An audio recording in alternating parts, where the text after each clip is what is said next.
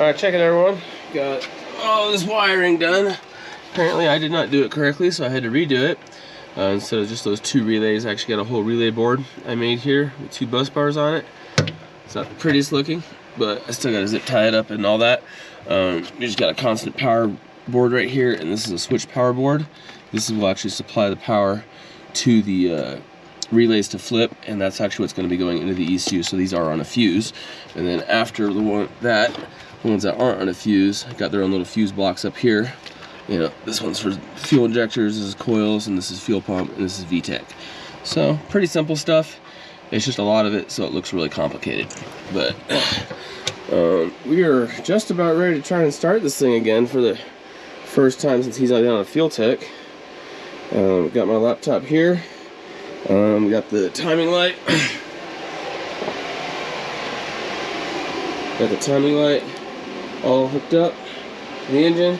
We weren't getting a signal on it just by cranking, so we're not really sure where the cranking index is on the distributor for the timing right now.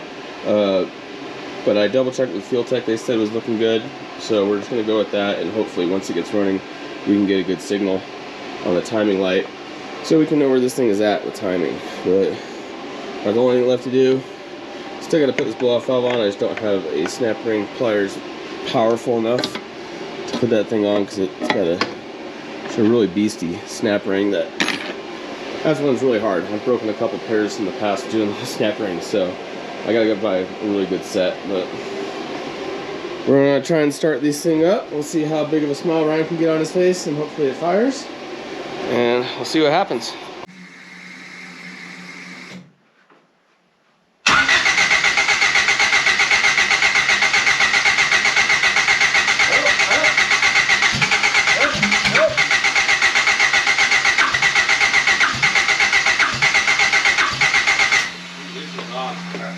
Are you getting flashes? I got a couple.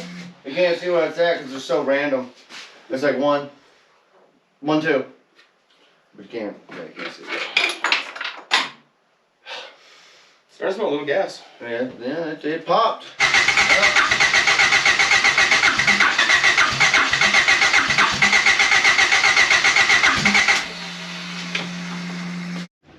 Hey there everybody. So, as you saw, we cranked this over a bunch. We got to putter a few times, but she just would not start. We were trying to figure out what was going on. So we'd actually pulled out the spark plugs and the spark plug wires on them, and we could see that it was literally only running on 2 cylinders for some reason. Sometimes we were getting spark on 1 and 4, and it was pretty consistent, and then sometimes it would just go from that to just 2 and 3. It was just going back and forth. It wasn't consistent at all. So that's probably what our issue was. So I thought, well, I'll just wire in some individual coil packs. Got these J-series coil packs, which I have lying around.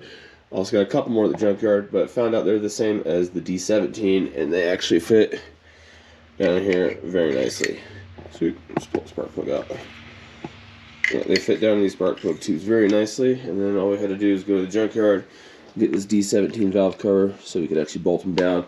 Gonna have to re-weld some bungs on there. I'll figure that out. So what we ended up doing, see, got all this put together as contraption.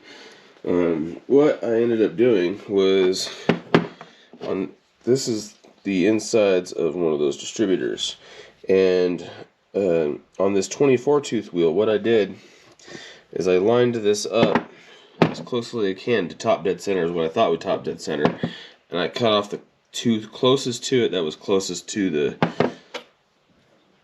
magnetic sensor that we're using, this magnet or VR sensor, whatever you want to call it. So cut that tooth out. Then another tooth got cut out, 180 out from that. I didn't cut this one obviously because this is my backup.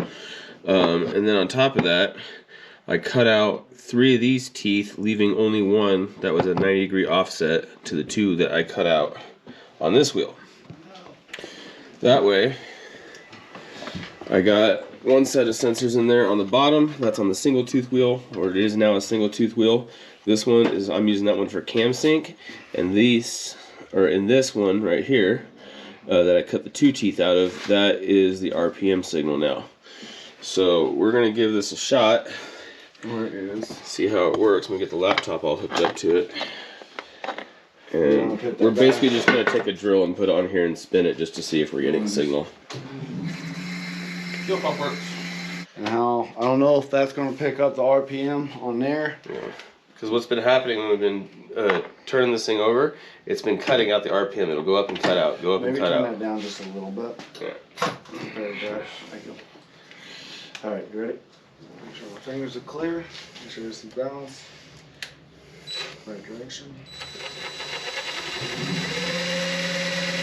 And it's working. Fuel pump turned on, Yep. priming. See, we're getting RPM here, and also, more importantly, it's staying synced. I got the cam sync angle. Apparently, it's about 218 degrees, so I can change that. All right, cool. So yeah, apparently that's how you get a Honda distributor to work with a Fueltech, and also individual coil packs.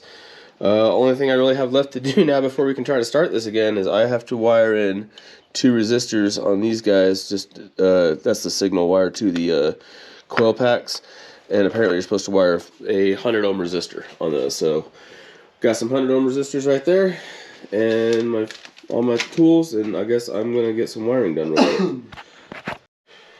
Alright guys, so I got one resistor wired in here. I got it all shrink wrapped on either side. What I'm actually going to do to make sure this thing stays all nice and protected, slide an extra piece of shrink tubing over this.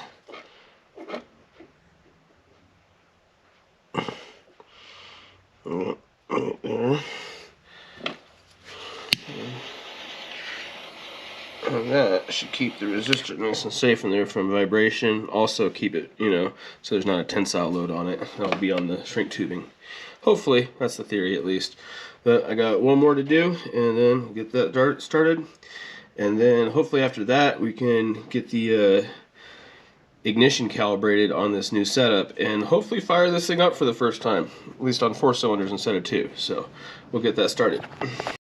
Alright, we're going to give it a shot. I got the distributor all working. It's all cam synced. Mac and I just got the We got distributor the timing. distributor, the light time. We got the plugs over there, but we got it to finally, like, where we want it. We're going to try and start her up for the first time ever, and on all 4 cylinders this time, hopefully.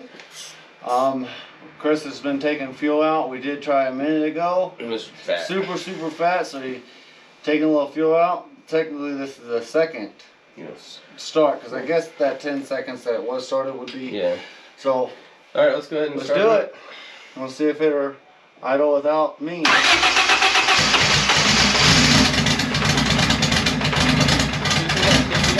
Yeah.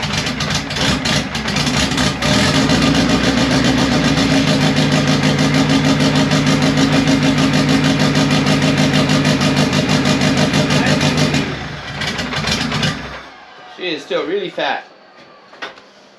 I can see that. Really fat still. Alright, let's air this place out. Yeah, I'm on my way down.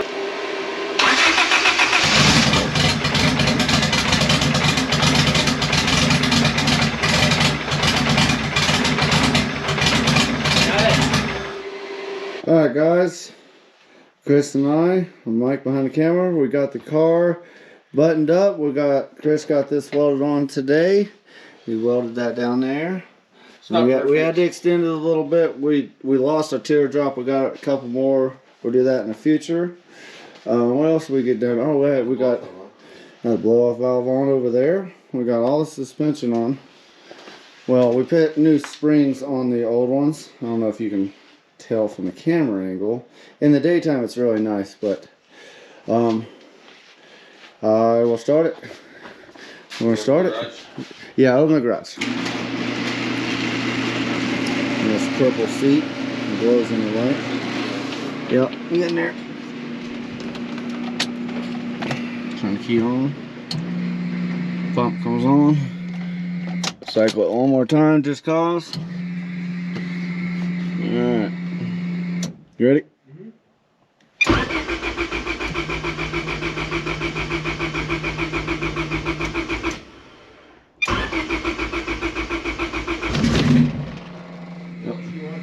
Yep.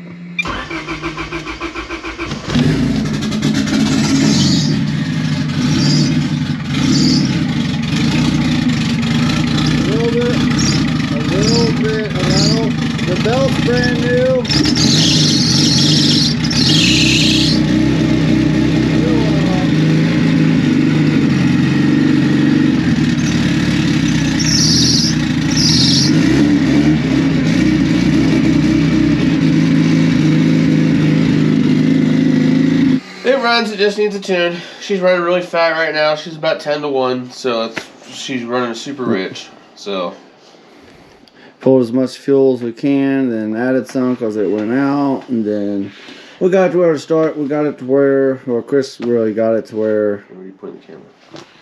it does that. It starts up, and we got it to either idle. It was just right now. Oh yeah, yeah. Shut that for him. That's nice and hard. Look at that. We cut that hole out today. It came out actually really clean. It's a really clean hole. A little bit of touch of paint for the scrapes, but yeah, just a little bit. Ain't no biggie. yeah, this one's all ready to go to the tuner and then to this alignment shop after that.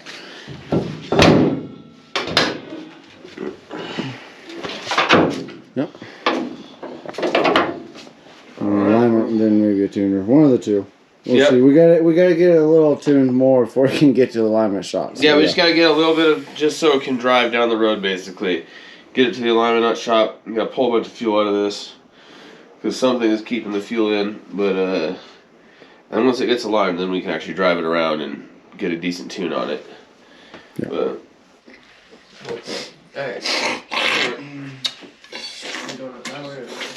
Can you get that line up there? I don't think I can reach. Right here. Just stand in the car. Right here. Open the door.